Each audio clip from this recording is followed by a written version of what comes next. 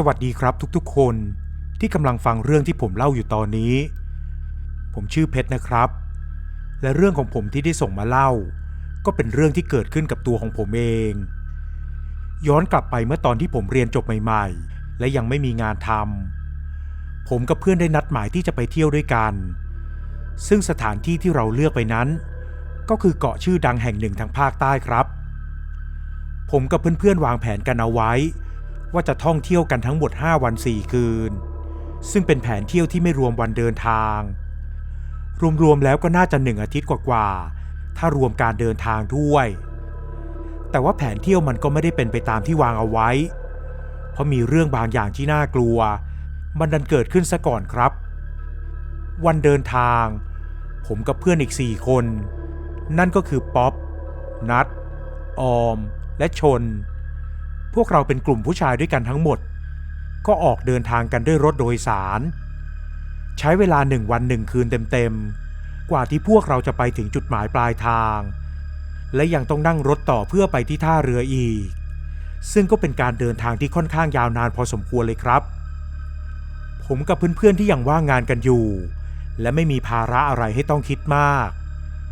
หลังจากที่เรียนอย่างหนักหน่วงมาหลายปีครั้งนี้ก็ดูจะเป็นการเที่ยวที่จริงจังที่สุดตอนที่พวกเราขึ้นเรือและเริ่มออกเดินทางกันแล้วผมป๊อปและชนที่รู้สึกเหนื่อยเพราะการเดินทางต่อเนื่องมาหลายชั่วโมงก็เพลียหลับกันไประหว่างทางเดินเรือซึ่งต้องใช้เวลาประมาณ1 ชั่วโมงกว่าๆเกือบจะ2 ชั่วโมงออมเพื่อนของพวกเราก็ได้ตีสนิทกับผู้หญิงคนหนึ่งซึ่งเป็นชาวต่างชาติ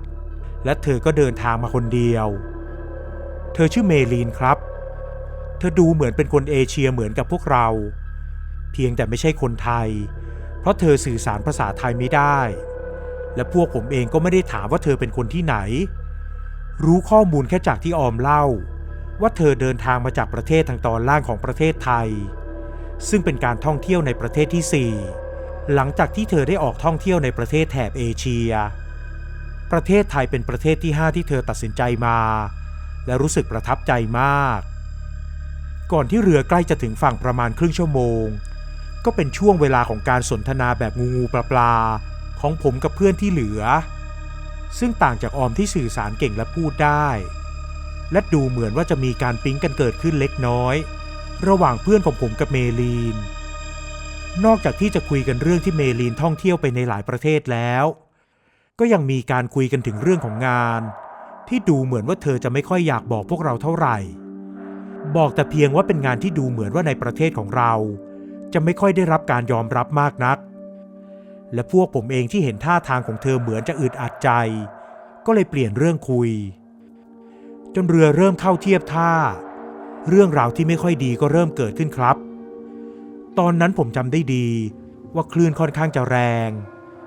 ถึงแม้ว่าเรือจะลำใหญ่แต่มันก็ทำให้เรือเอนซ้ายเอนขวาอยู่แทบจะตลอดเวลาผมกับเพื่อนที่กำลังจะก้าวข้ามจากตัวเรือผ่านสะพานเชื่อมเล็กๆก็บอกกันว่าสะพานดูจะมีการติดตั้งที่ไม่แข็งแรงเท่าไหร่และมันก็มีเรื่องเกิดขึ้นจริงๆครับเพราะตอนที่ผมกับป๊อปและชนกำลังจะก้าวข้ามไปซึ่งคนสุดท้ายคือผมจู่ๆคลื่นก็ซัดเรือทั้งลำให้โอนเอนจนสะพานที่เชื่อมกับทางฝั่งและตัวเรือหลุดออกในระหว่างที่ผมกับเพื่อนอีก2 คนกำลังข้ามตอนนั้นผมมีสติดีครับไม่ได้ตกใจแต่เพื่อนอีก2 คนก็ดูจะตกใจไม่น้อยเจ้าหน้าที่ที่ดูแลก็บอกให้รีบข้ามไปและมีการขอโทษขอโพยกันยกใหญ่พวกเราเองไม่ได้ติดใจถือสาอะไรแต่สิ่งที่เริ่มรู้สึกไม่ดีที่ทำให้การเดินทางท่องเที่ยวในวันนี้มาถึงจุดหมายโดยไม่สวัสดิภาพเท่าไหร่และพวกเราก็ไม่คิดเลยครับว่ามันจะเกี่ยวโยงหรือเกี่ยวข้องกับเหตุการณ์ที่จะเกิดขึ้นต่อจากนี้พอลงจากเรือแล้วพวกเราก็เจอกับคนของที่พักที่เอารถมารอรับและพาพวกเราไปยังที่พักออมก็ชวนเมลีนให้ไปพักด้วยกันซึ่งเธอก็ไม่ปฏิเสธครับบอกตรงๆว่าผมกับเพื่อนเริ่มที่จะไม่โอเคเท่าไหร่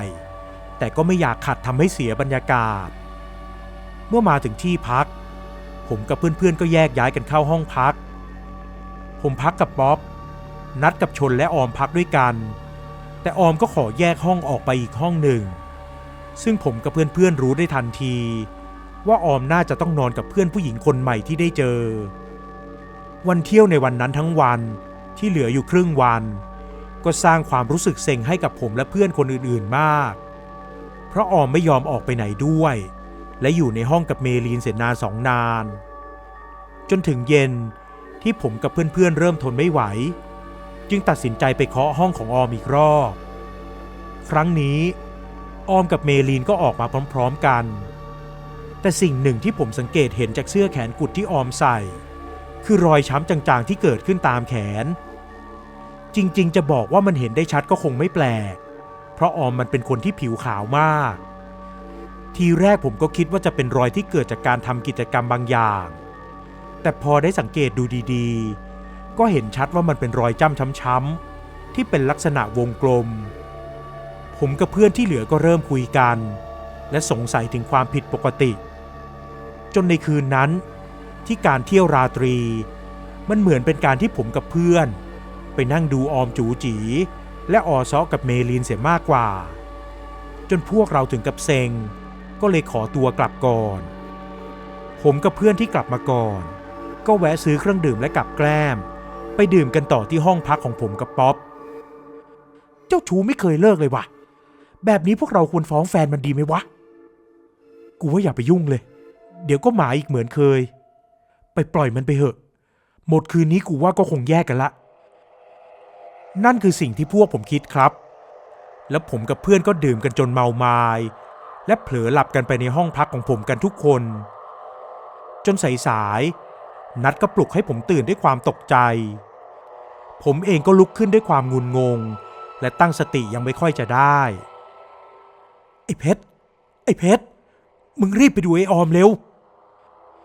ผมก็รีบลุกตามไอ้นัดไปและเห็นว่าคนอื่นๆกำลังเข้าไปในห้องของออมที่อยู่ติดกันแล้วทันทีที่ผมไปถึงออมที่ร่างกายแข็งแรงดีอยู่แล้วแต่เพียงแค่ชั่วข้ามคืนก็สู้ผอมลงอย่างน่าประหลาดแบบที่ผมเองก็คาดไม่ถึงสายตาของมันเหม่อลอยและพูดจาไม่ได้สติเลยจนผมต้องบอกให้เพื่อนๆรีบพามันไปหาหมอแทนที่จะหาทางช่วยเหลือกันเองเฮ้ยเดี๋ยวถ้าพาไปสภาพนี้จะมีคนคิดว่ามันเล่นยานะเว้ยจะเล่นหรือไม่เล่นก็ช่างเถอะวะเอาชีวิตของมันก่อนแต่กูว่าไม่ได้เล่นยาหรอกวะพวกมึงไม่สังเกตเหรอว่าเมลีนไม่อยู่แล้วกูว่าผู้หญิงคนนั้นนั่นแหละทำผมกับชนและนัดเริ่มคุยกันและผมก็แน่ใจว่าผมเคยเห็นอาการแบบนี้แต่ไม่หนักเท่ากับที่ออมเป็นอยู่ตอนนี้สุดท้ายเราก็ตัดสินใจพาออมไปโรงพยาบาลครับแต่ดูเหมือนว่าจะต้องตรวจหลายอย่างละเอียดและหมอก็แนะนำว่าให้ผมกับเพื่อนส่งตัวออมไปตรวจที่โรงพยาบาลในตัวเมืองจังหวัดน่าจะดีกว่าผมเลยบอกกับเพื่อนๆว่าให้ลองในแบบที่ผมคิดดูผมเลยตัดสินใจโทรหาณพงษ์และเล่าถึงเรื่องราวที่เกิดขึ้นครับมันไม่ใช่ลมเพลลมพัดแน่ๆแบบนี้มันตั้งใจดูดเลือดดูดเนื้อกันเลยนะ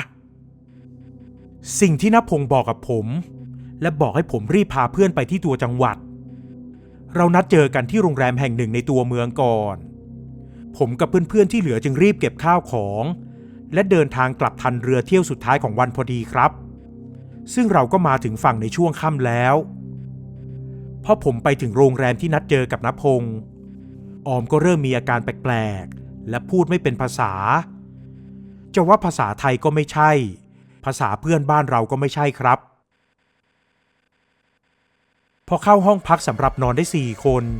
ที่มีขนาดกว้างมากพอมาได้ออมก็หลับไปสักพักผมกับเพื่อนเองก็เลือกที่จะพักเหมือนกันก่อนที่เสียงโวยวายจะดังลั่นจนปลุกให้ผมต้องตื่นขึ้นอีกรอบสิ่งที่ผมเห็นคือออมกำลังนั่งทับอกของชนก่อนที่จะก้มลงไปเลียที่ใบหน้าของชนยังกับลองลิ้มรสว่ามันมีรสชาติเป็นยังไงผมกับป๊อปที่ตื่นขึ้นมาพร้อมๆกันก็รีบเข้าไปห้ามและพยายามช่วยกันดึงตัวออมออกแต่ออมมันก็หันมากระโดดใส่ผมและเลียที่หน้าของผมแทนครับ ในตอนนั้นต้องบอกเลยว่าผมทั้งตกใจและกลัวมากๆเพราะออมมันดูเหมือนไม่ใช่คนทั้งนัทป๊อปและชนก็รีบเข้ามาดึงตัวออมออกแต่ก็ดึงไม่ไหวเพราะออมมันมีแรงมากกว่าปกติและจากที่กำลังเลียตอนนี้ออมมันก็กัดเข้าที่หน้าของผมครับ